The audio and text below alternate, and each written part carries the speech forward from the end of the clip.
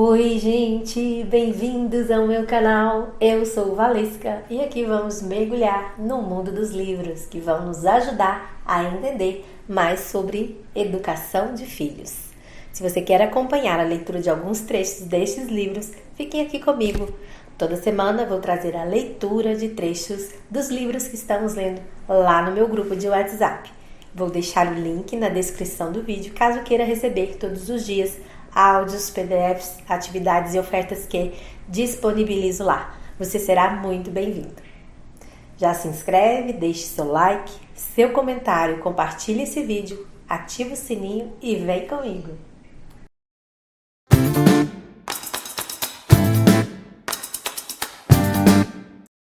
Introdução. Recentemente assisti a uma apresentação do comediante Michael. Eu não sei pronunciar o sobrenome dele, é bem estranho. McIntyre, alguma coisa assim. Em que ele disse que existem 4 coisas que precisamos fazer com nossos filhos: vestir, alimentar, dar banho e colocar na cama. Ele falou que antes de ter filhos tinha uma fantasia de que ser pai seria correr pelos gramados dos parques e fazer piqueniques, mas a realidade era que todo dia se transformava em uma batalha constante só para conseguir que as crianças fizessem essas 4 coisas básicas. Foram muitas as gargalhadas, na plateia, óbvio, enquanto ele descrevia como convencia os filhos a lavar o cabelo, vestir um casaco, sair de casa ou comer uma verdura. Eram risadas de pais, talvez como nós, que passamos por isso também, O trabalho dos pais pode ser dureza. Pode ser cansativo, deprimente, frustrante e desgastante, embora ao mesmo tempo seja a experiência mais divertida, feliz, amorosa e estupenda que você vai ter na vida. Quando você se sente sobrecarregado de informações detalhadas sobre sonecas, doenças da infância, birras de crianças pequenas, ou adolescentes, ou quando sai de um dia cansativo em sua atividade profissional e chega em casa para seu trabalho real, que inclui tirar restos de banana dos cantos da cadeirinha do bebê, ou mais uma carta da diretora convocando você para uma reunião na escola, pode ser difícil colocar a criação dos filhos em perspectiva. Este livro tem o objetivo de apresentar esse quadro mais amplo. Ajuda você a dar um passo para trás a fim de ver o que importa e o que não importa, o que pode ser feito para ajudar seus filhos a se tornarem as pessoas que eles têm potencial para ser. A base da criação dos filhos é a relação que você cria com eles. Se as pessoas fossem plantas, a relação seria o solo. A relação sustenta, nutre, permite o crescimento ou o inibe. Sem uma relação em que se possa apoiar, a criança tem sua segurança comprometida. O ideal é que a relação seja uma fonte de força para seus filhos e um dia para os filhos deles também. Como psicoterapeuta, passei pela experiência de escuta e diálogo com pessoas que enfrentam dificuldades com diferentes aspectos da criação dos filhos. Por meio do meu trabalho, tive a oportunidade de investigar como os relacionamentos se tornam disfuncionais e o que os faz voltar a funcionar bem. O objetivo deste livro é compartilhar com você o que é relevante quando o assunto é a criação dos filhos. Isso vai incluir como trabalhar com sentimentos, os seus e os deles, como entrar em sintonia com seus filhos para que você possa entendê-los melhor e como criar um laço verdadeiro com eles em vez de se prender a padrões exaustivos de conflito ou retração. Então, use uma perspectiva de longo prazo sobre a criação dos filhos em vez de uma abordagem de dicas e truques. Meu interesse é a forma como nos relacionamos com nossos filhos, em vez de como os manipulamos. Neste livro, incentivo você a olhar para suas próprias experiências de infância para que possa passar adiante as coisas boas que recebeu em sua criação e abandonar os aspectos menos benéficos. Vou analisar como podemos tornar todas as nossas relações melhores e mais positivas para nossos filhos crescerem. Vou explicar como nossas atitudes na gestação podem exercer uma influência sobre nossos futuros laços com nossos filhos e como agir com filhos bebês, crianças, adolescentes ou adultos para poder criar uma relação que seja uma fonte de força para eles e de satisfação para você. E ao longo do caminho, enfrentar muito menos batalhas para vestir, dar comida, dar banho e colocar para dormir. Este livro é feito para os pais que não apenas amam seus filhos, mas querem gostar deles também. Olha aí, 4 minutos e pouquinho de áudio, então essa introdução foi para a gente saber do que se trata exatamente o livro. Então é isso, tá? A gente se vê no próximo Nosso legado como pais. O clichê é verdade. As crianças não fazem o que falamos, fazem o que fazemos. Antes mesmo de pensar sobre o comportamento de nossos filhos, é útil e fundamental analisar seus primeiros modelos de comportamento. E um deles é você. Esta sessão é apenas sobre você, porque você vai exercer uma grande influência sobre seus filhos. Aqui vou dar exemplos de como o passado pode afetar o presente quando se trata da sua relação com seus filhos. Vou falar sobre como os filhos podem muitas vezes despertar velhos sentimentos em nós, que então cometemos o erro de descontar em nossa relação com eles. Também vou analisar a importância de examinar o crítico que existe dentro de nós para não transmitirmos seus efeitos prejudiciais para a próxima geração. O passado volta para nos assombrar e assombrar nossos filhos. Filhos precisam de afeto e aceitação, de contato físico, da presença física dos pais, de amor com limites, de compreensão, de brincadeiras, com pessoas de todas as idades, de experiências relaxantes e de muita atenção e tempo dos pais. Ah, então é simples, o livro pode parar por aqui. Só que não, porque existem coisas que atrapalham. A sua vida pode atrapalhar. As circunstâncias, a creche, o dinheiro, a escola, o trabalho, a falta de tempo e estar sempre ocupado também. E isso não é só, como você bem sabe. No entanto, o que pode atrapalhar mais do que tudo é o que nos foi passado quando éramos bebês e crianças. Se não analisarmos a forma como fomos criados e o legado deixado para nós, isso pode voltar para nos assombrar. Você pode se pegar dizendo algo como: abri a boca e saíram as palavras da minha mãe. Claro, se foram palavras que fizeram você se sentir uma criança querida, amada e segura, tudo bem. Mas muitas vezes foram palavras que produziram o efeito contrário. O que pode atrapalhar são coisas como nossa falta de confiança, nosso pessimismo, nossas defesas que bloqueiam nossos sentimentos e nosso medo de ser dominados por nossos sentimentos. Ou no que diz respeito especificamente a nossos filhos, pode ser o que nos irrita neles, nossas expectativas ou nossos medos em relação ao futuro deles. Somos apenas um elo em uma corrente que se estende desde milênios atrás até sabe-se lá quando. A notícia é que você pode aprender a reformular seu elo, e isso vai melhorar a vida de seus filhos e dos filhos deles, e pode começar a ser feito agora. Você não precisa repetir tudo o que foi feito em sua criação. Pode se livrar das coisas que não forem benéficas. Se você tem ou está para ter filhos, pode relembrar sua própria infância, examinar o que lhe aconteceu, como se sentia em relação a isso na época, como se sente agora e, depois de uma boa análise, guardar apenas aquilo que você precisa. Se durante a sua infância você quase sempre desfrutava de um tratamento respeitoso como um indivíduo único e valioso, recebia amor incondicional, uma boa dose de atenção positiva e mantinha relações estimulantes com seus familiares, então encontrará um guia para desenvolver relações positivas e funcionais. Isso, por sua vez, mostra que você é capaz de contribuir positivamente para a sua família e a sua comunidade. Se esse for o caso, é improvável que o exercício de examinar sua infância seja muito doloroso.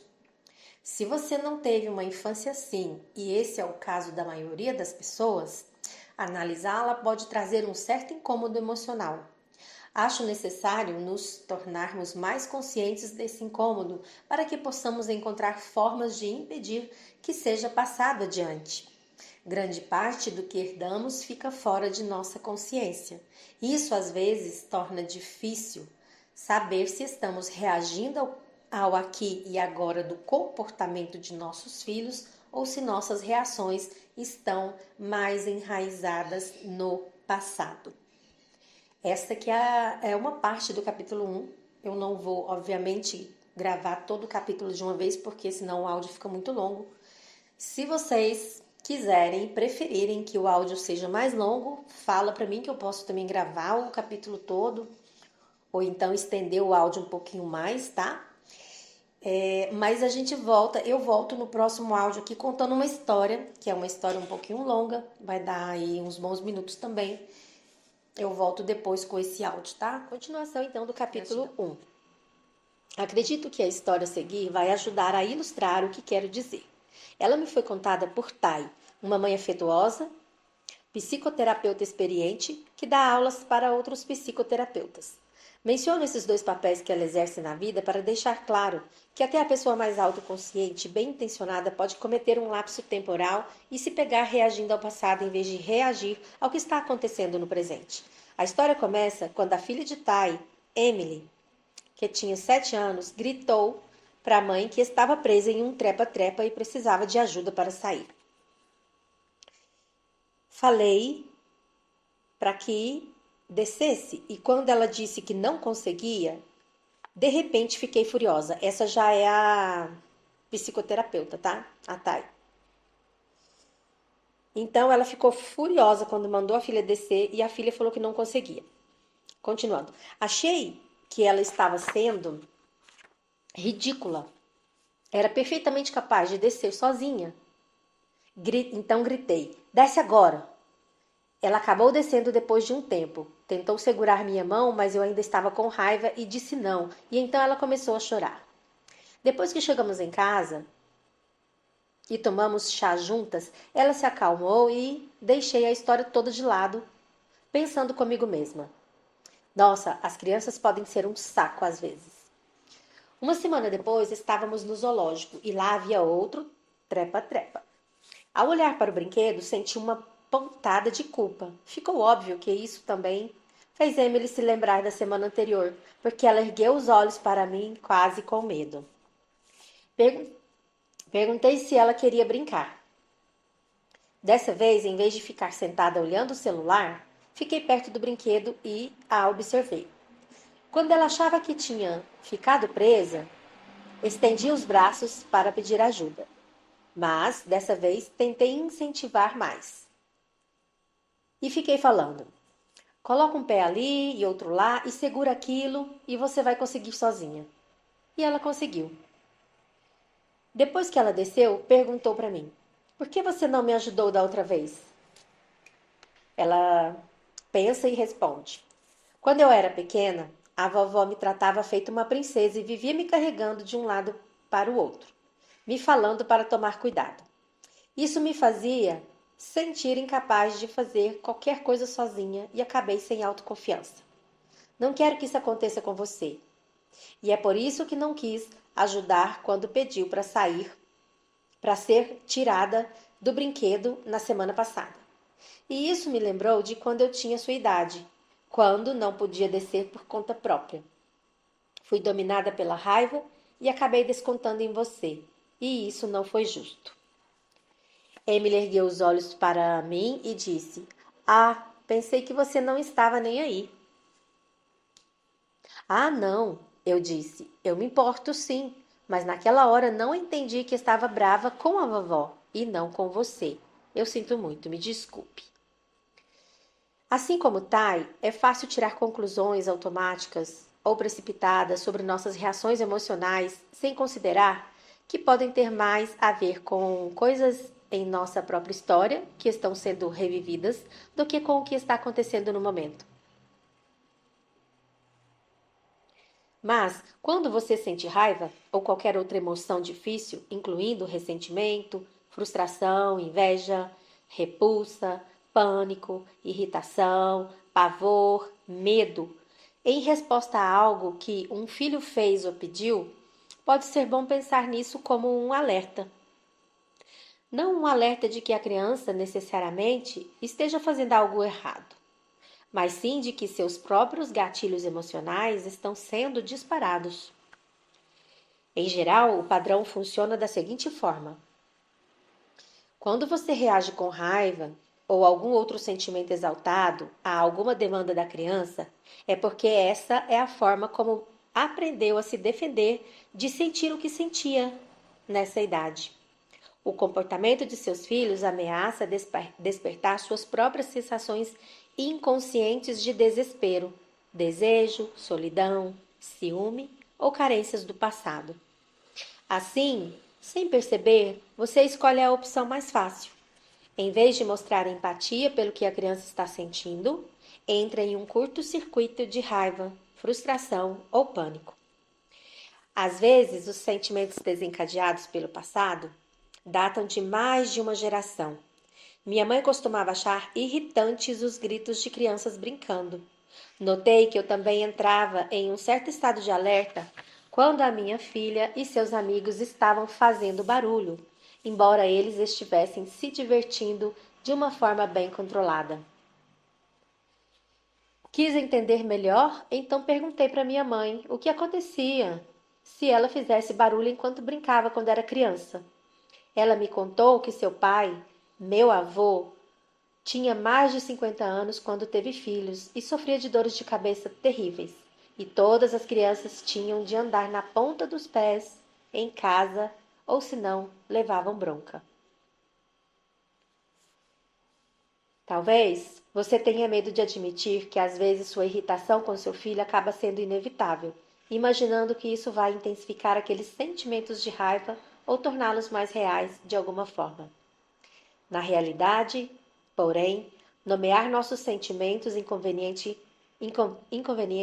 para nós mesmos e encontrar uma narrativa alternativa para eles, claro, né, em que não responsabilizamos as crianças, significa que não vamos julgá-las por terem de alguma forma desencadeado essas emoções em nós. Se você conseguir fazer isso, será menos provável que desconte esse sentimento em seus filhos. Você nem sempre vai conseguir relembrar uma história que explique o que está sentindo, mas isso não significa que não exista uma. E ter isso em mente pode ajudar muito.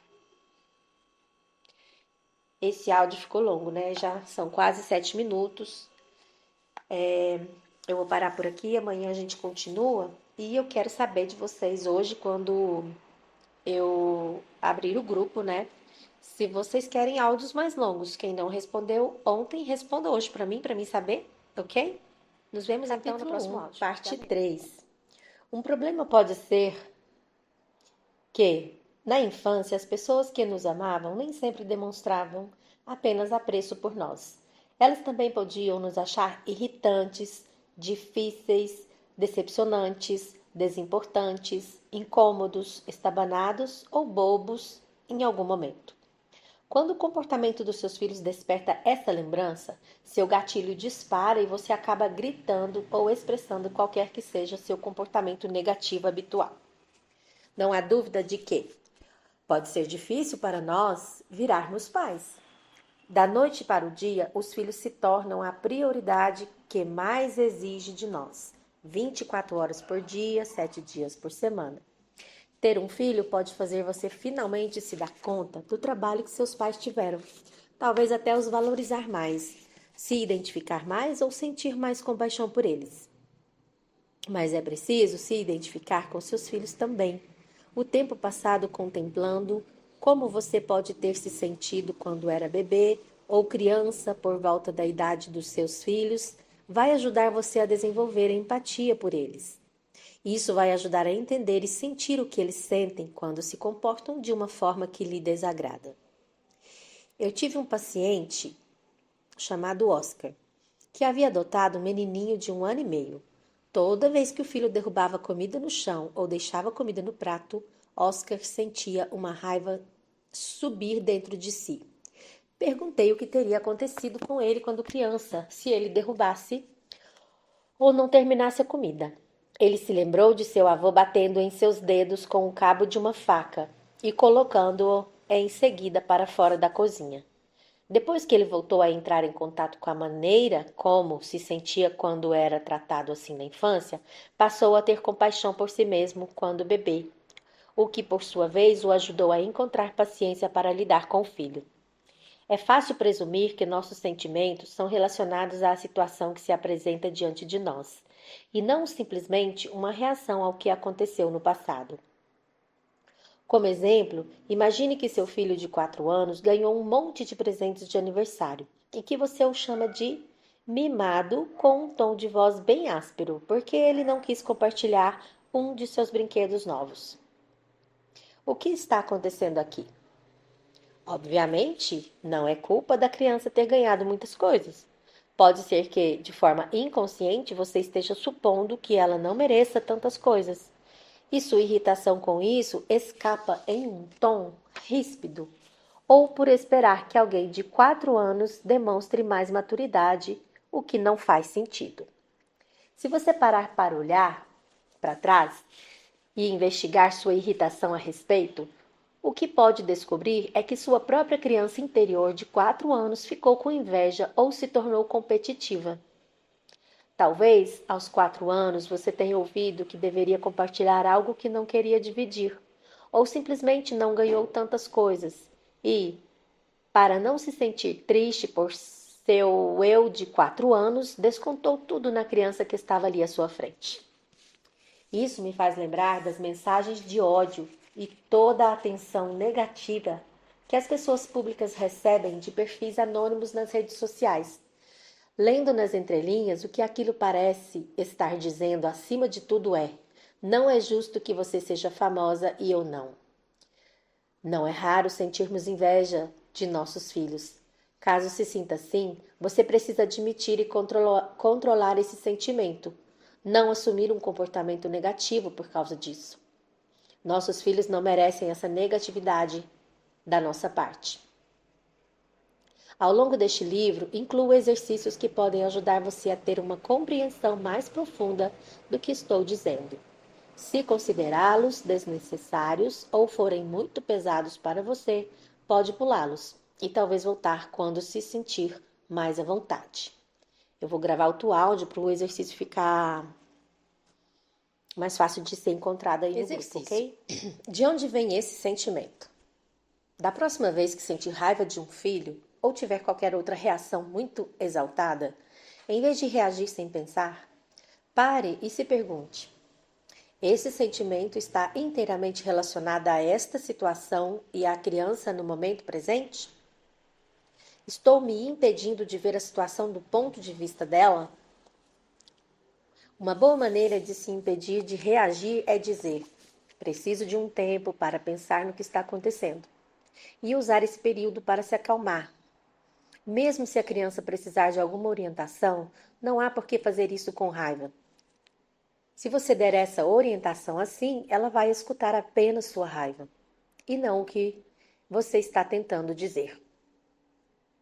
Você pode fazer a seguinte variação deste exercício, mesmo se ainda não tiver filhos.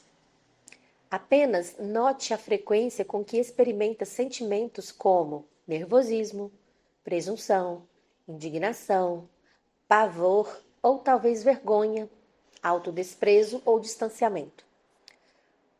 Procure padrões em suas reações.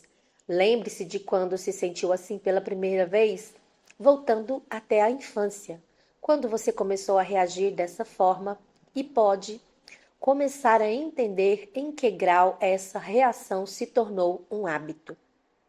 Em outras palavras, a reação se deve a um hábito seu ou à situação presente. Capítulo 1, parte 4. Ruptura e reparação. No mundo ideal, nós saberíamos como nos controlar e não expressar um sentimento de maneira inapropriada. Nunca gritaríamos com nossos filhos, nem os ameaçaríamos, nem os faríamos se sentirem mal em relação a si mesmos em nenhum aspecto. Claro, não é realista pensar que seríamos capazes de fazer isso o tempo todo. Veja o exemplo de Tai. Ela é uma psicoterapeuta experiente e ainda assim agiu com raiva porque pensou que se tratava de um sentimento relacionado ao presente. No entanto, uma coisa que ela fez para amenizar a dor, e todos podemos aprender, se chama ruptura e reparação. As rupturas, os momentos em que nos desentendemos, em que fazemos suposições erradas, em que magoamos alguém, são inevitáveis em toda relação relevante, íntima e familiar. A ruptura em si não é tão importante, é a reparação que importa. Para fazer reparações em relacionamentos, em primeiro lugar é preciso se esforçar para mudar suas reações. Ou seja, reconhecer seus gatilhos e usar esse conhecimento para reagir de uma outra forma. Ou, caso seus filhos tenham idade suficiente para entender, você pode usar palavras e pedir perdão, como Tai fez com a Emily, sua filha. Mesmo se só perceber que agiu de maneira injusta com a criança, muito tempo depois que aconteceu, você ainda assim pode falar onde errou. Pode ser muito importante para os filhos, mesmo depois de adultos, quando os pais fazem uma reparação. Veja a ideia que Emily estava guardando. A menina acreditou que Tai, em algum nível, não estava nem aí para ela. Que alívio foi descobrir que sua mãe se importava sim e estava apenas um pouco perdida. Uma mãe um dia me perguntou se não era perigoso pedir desculpas aos filhos. Mas eles não precisam que os pais estejam certos para se sentirem seguros? Perguntou ela. Não, as crianças precisam de pais sinceros e autênticos, não perfeitos. Pense em sua infância. Seus pais faziam você sentir algum mal-estar ou alguma inadequação?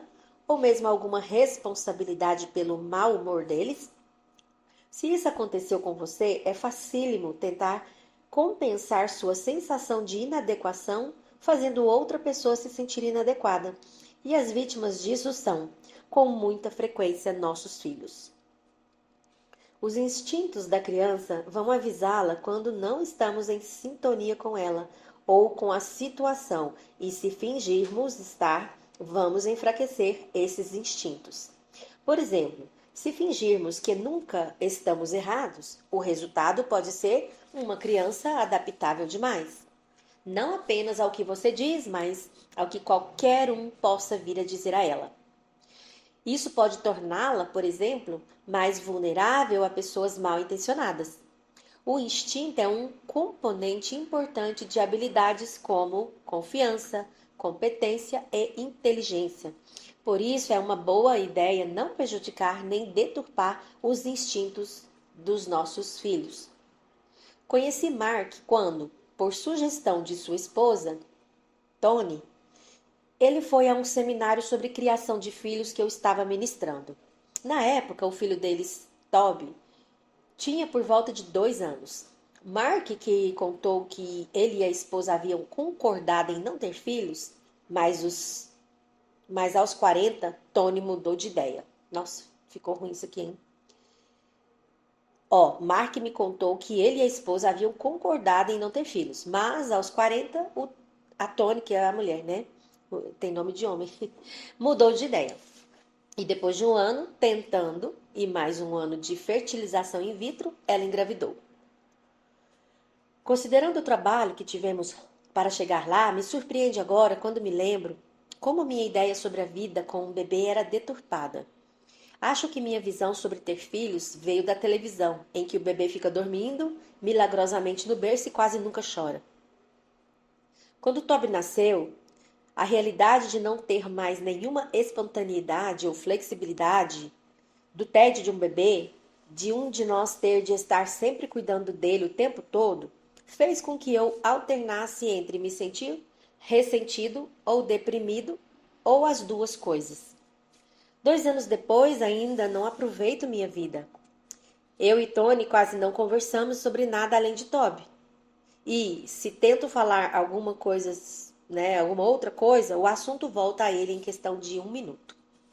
Sei que estou sendo egoísta, mas isso não me impede de me sentir pisando em ovos. Não me vejo mais vivendo com Tony e Toby por muito tempo. Uau! Para ser bem sincero. Agora já é a autora falando. Esse foi o relato do homem, né? Pedi a Mark que me contasse da sua infância. Tudo o que ele conseguiu dizer era que não estava muito interessado em explorar esse assunto comigo, pois tinha sido completamente normal. Como terapeuta, eu entendi essa falta de interesse como um sinal de que ele queria se distanciar de seus primeiros anos de vida. Desconfiei que ser pai estava despertando nele sentimentos dos quais ele queria fugir. Perguntei a Mark o que normal queria dizer. Ele me contou que seu pai saiu de casa quando ele tinha 3 anos e que, ao longo do tempo, as visitas do pai foram ficando cada vez menos frequentes. Mark estava certo. Essa é mesmo uma infância normal. No entanto, isso não significa que o desaparecimento do pai não importasse para ele. Perguntei a Mark como ele se sentiu em relação ao abandono paterno, e ele não conseguia se lembrar. Sugeri que talvez fosse uma recordação dolorosa demais, e que talvez fosse mais fácil agir como seu pai e abandonar Tony e Toby, porque dessa forma não teria que destrancar sua própria caixa de emoções difíceis. Falei que achava importante que ele destrancasse e abrisse essa caixa, porque, caso contrário, não seria sensível às necessidades do filho e repassaria para Toby o que tinha vivido. Pela resposta que recebi, não deu para ter certeza se ele havia entendido o que eu estava querendo dizer. Só voltei a ver Mark 6 meses depois em outro seminário. Ele me contou que vinha se sentindo deprimido e, em vez de simplesmente ignorar isso, tinha decidido começar a fazer terapia. Para sua surpresa, relatou que acabou chorando e gritando no consultório por ter sido abandonado pelo pai. 7 minutos de áudio. Vou parar aqui, amanhã a gente continua com o relato Capítulo do 1, Mark. Parte 5. Vamos aqui para o relato do Mark, né, o paciente.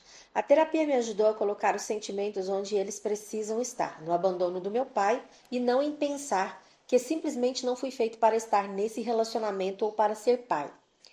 Não que eu não me sinta entediado ou mesmo ressentido às vezes, mas sei que esse ressentimento pertence ao meu passado. Sei que não está relacionado a Toby. Consigo ver o motivo de toda a atenção que dedico a Toby agora. É para fazer com que ele se sinta bem. Não apenas agora, mas no futuro. Eu e Tony o estamos enchendo de amor e, se tudo der certo, isso vai fazer com que ele tenha amor para dar quando for mais velho, para se sentir valorizado. Eu não tenho um relacionamento com meu pai. Sei que Toby está tendo comigo uma coisa que não tive com meu pai, que estamos criando as bases de uma ótima relação. Ver a razão do que estou fazendo transformou a maior parte do meu descontentamento em esperança e gratidão.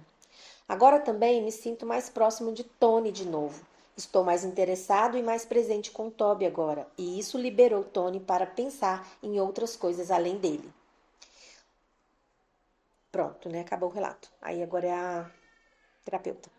Mark reparou sua ruptura emocional com Toby, seu desejo de abandoná-lo, olhando para seu próprio passado a fim de entender o que estava acontecendo no presente. Dessa forma, conseguiu mudar sua atitude em relação ao filho. Era como se não conseguisse libertar o amor antes de libertar o sofrimento. Reparar o passado. Um tempo atrás, uma futura mãe me perguntou qual seria minha principal sugestão para pais de primeira viagem. Falei que qualquer que seja a idade dos filhos, é possível que eles façam você se lembrar fisicamente das emoções que sentia quando estava em um estágio parecido de seu desenvolvimento. Ela ficou olhando para mim um pouco perplexa. Cerca de um ano depois, com um bebê engateando aos seus pés, a mesma mãe me falou que não tinha entendido o que eu quis dizer naquela época, mas não se esqueceu do que conversamos, e enquanto assumia seu novo papel, essas palavras tinham começado a fazer muito sentido e a ajudado a entender seu filho também. Você pode não se lembrar conscientemente de sua vida como bebê, mas em outros níveis, sim, e ter filhos serve como uma recordação constante disso. É comum os pais se afastarem dos filhos em uma idade muito parecida a que seus próprios pais deixaram de estar presentes em sua vida. Ou então os pais vão querer se distanciar emocionalmente quando os filhos tiverem a mesma idade em que eles se sentiam sozinhos. Mark é um exemplo clássico de alguém que não queria encarar os sentimentos que o filho estava despertando nele. Talvez você queira fugir desses sentimentos e dos seus filhos também, mas se fizer isso, vai apenas passar adiante o seu sofrimento. Haverá muitas coisas boas que você vai transmitir também, todo o amor que recebeu. Mas o que não pode ser deixado como herança é o medo, o ódio, a solidão e o rancor. Em determinados momentos, sentimos emoções desagradáveis em relação aos nossos filhos, assim como às vezes pode acontecer em relação a cônjuges, pais, amigos ou até a nós mesmos. Se admitir isso, vai ser menos provável que você puna essa pessoa inconscientemente pelo sentimento que ela lhe desperta. Se assim, como Mark, você perceber que a sua aversão à vida familiar se deve a um sentimento de exclusão, a explicação pode ser um certo isolamento na infância ou a sensação de não ter sido relevante na vida de um ou de ambos os pais. Às vezes, esse ressentimento pode tomar a forma de um aparente tédio ou falta de conexão com os filhos. Alguns pais acham que estou exagerando quando uso palavras como abandono e ressentimento. Eles dizem: não tenho ressentimento em relação aos meus filhos. Às vezes só quero ficar sozinha, em paz, mas amo todos eles. Eu, como terapeuta, vejo o abandono como um espectro. No caso do pai do Mark, notadamente, era um abandono extremo. Mas também considera abandono afastar uma criança que pede sua atenção ou não a ouvir direito quando, por exemplo, tenta mostrar um desenho, o que é em determinado nível, uma tentativa de mostrar para você quem ela é. Esse sentimento de querer afastar os filhos, de querer que eles durmam muito e brinquem de maneira independente, antes de estarem preparados para isso, só para não ocuparem seu tempo, pode surgir quando você tenta não sentir o que eles sentem, por se tratar de um lembrete muito doloroso da sua própria infância. Por isso, você não consegue suprir as necessidades deles. É verdade que tentamos nos convencer que afastamos nossos filhos porque queremos desfrutar mais dos nossos outros interesses na vida, como trabalho, amigos e Netflix, mas nós somos os adultos nesse caso.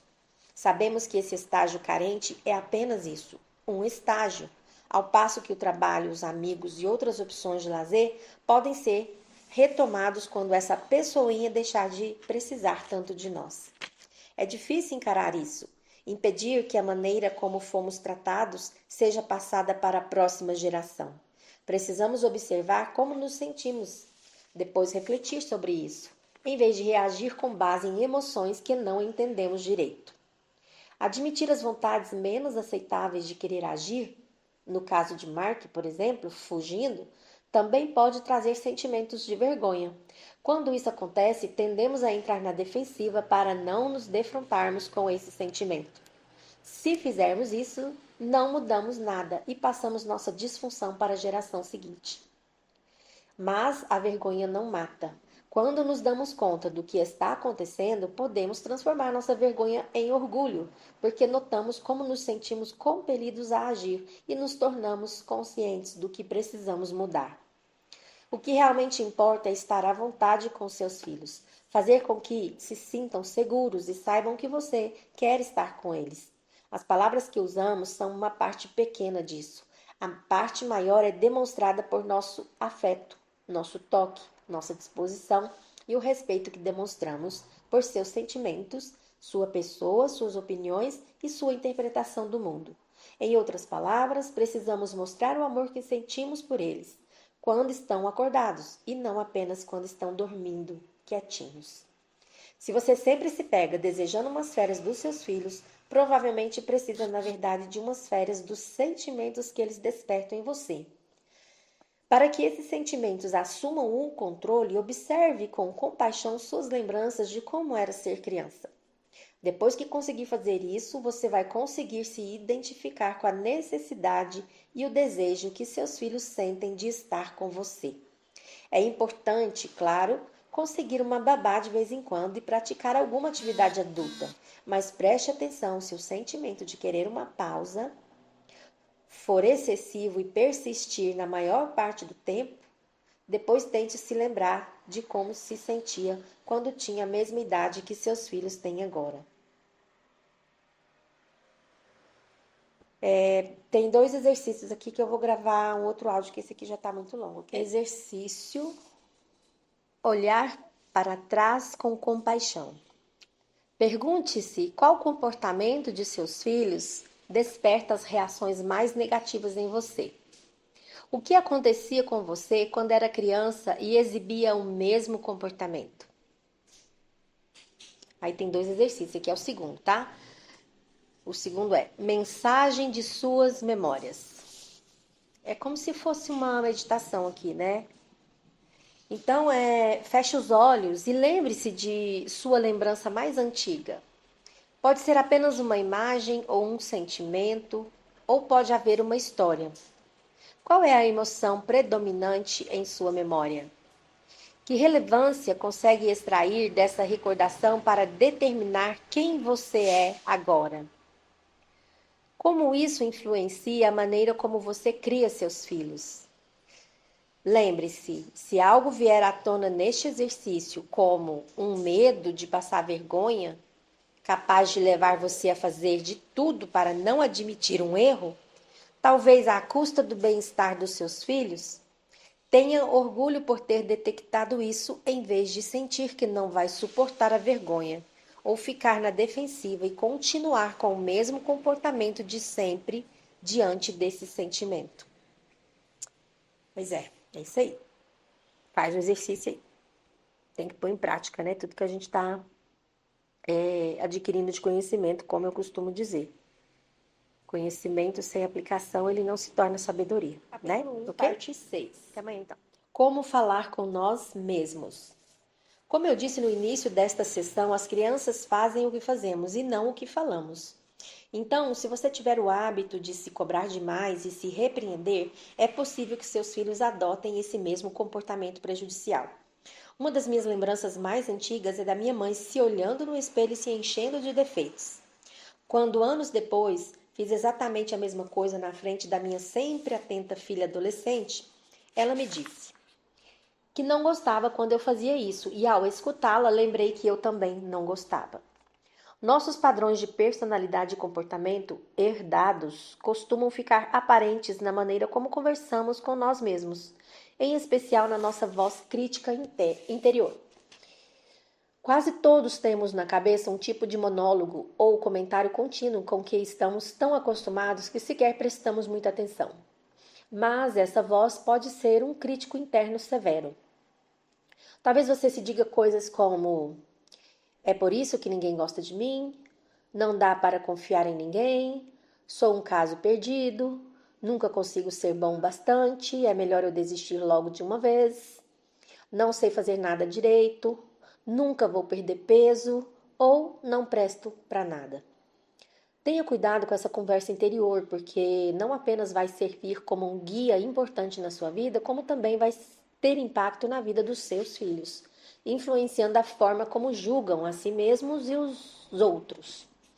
Além de ensinar seus filhos a fazer julgamentos prejudiciais, essa voz interna negativa ainda encontra maneiras de exacerbar tristezas, derrubar a nossa confiança e nos incutir um sentimento de inadequação generalizado. E há outro bom motivo para prestarmos atenção em como falamos com nós mesmos. Ao que tudo indica, passamos nossas vozes internas para nossos filhos, assim como nossos hábitos visíveis. Se você quer que seus filhos tenham a capacidade de serem felizes, uma coisa que pode atrapalhar muito é sua autocrítica.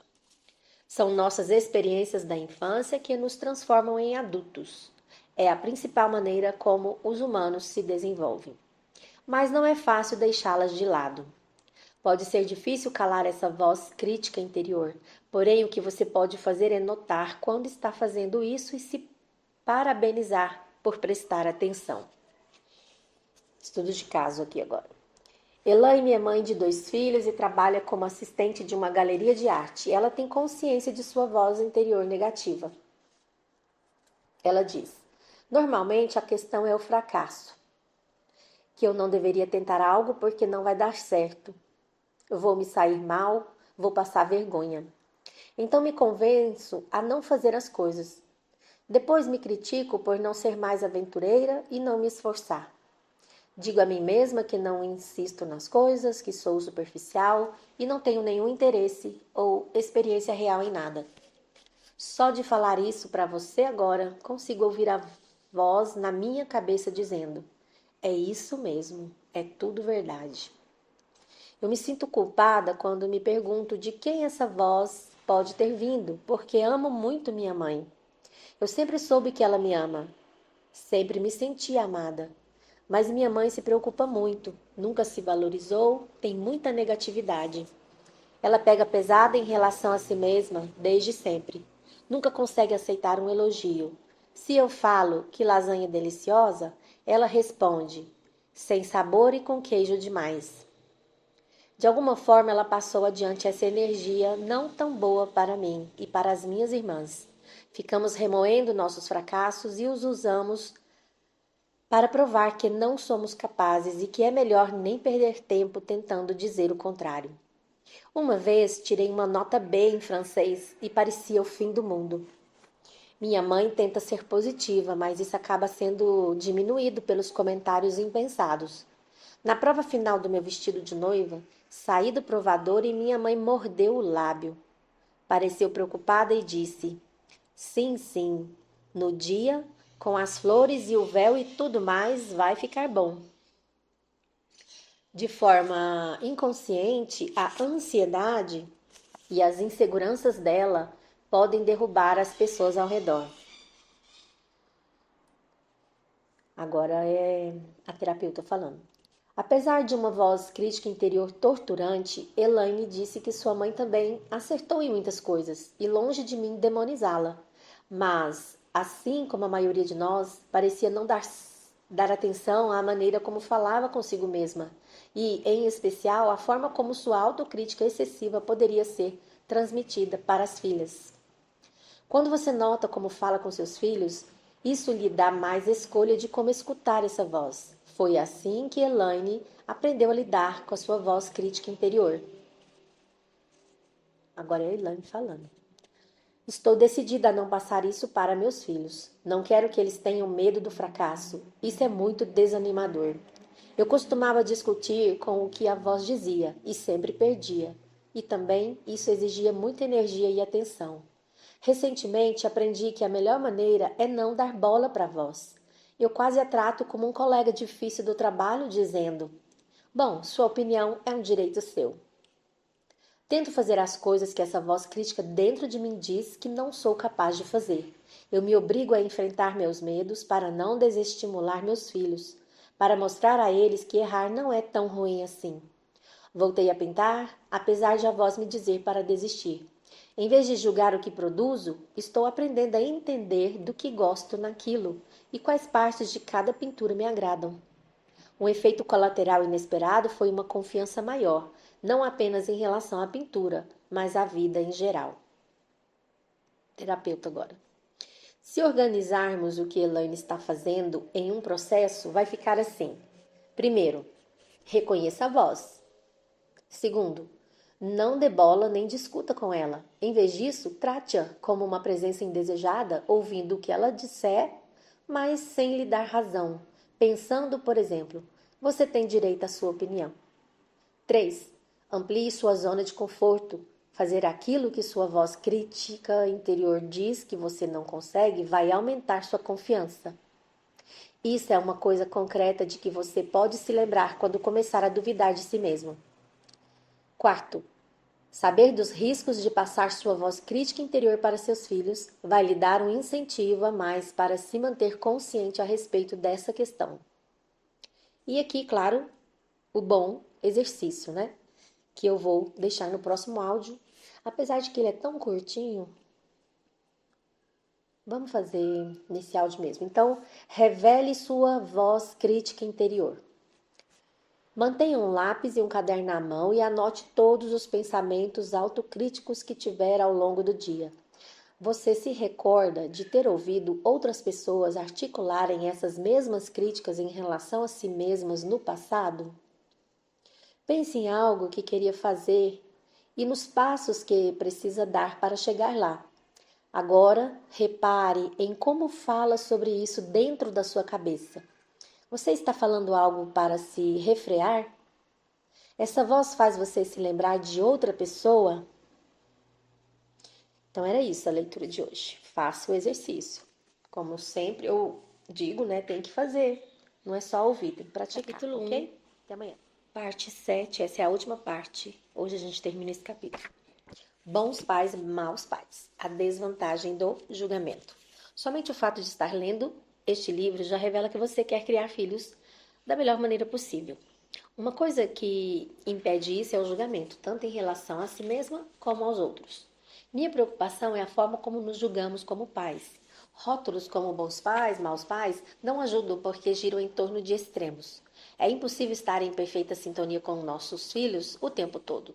E mesmo algumas boas intenções podem ter consequências prejudiciais. Mas, como não queremos ser julgados como maus pais, quando cometemos erros, e isso acontece com todos, queremos evitar esse rótulo e fingir que não cometemos erro algum. Em parte por causa da existência desses rótulos de boa mãe, mau pai ou vice-versa, para evitar a humilhação de estar no papel negativo, ficamos na defensiva em relação a tudo que possa revelar um erro nosso.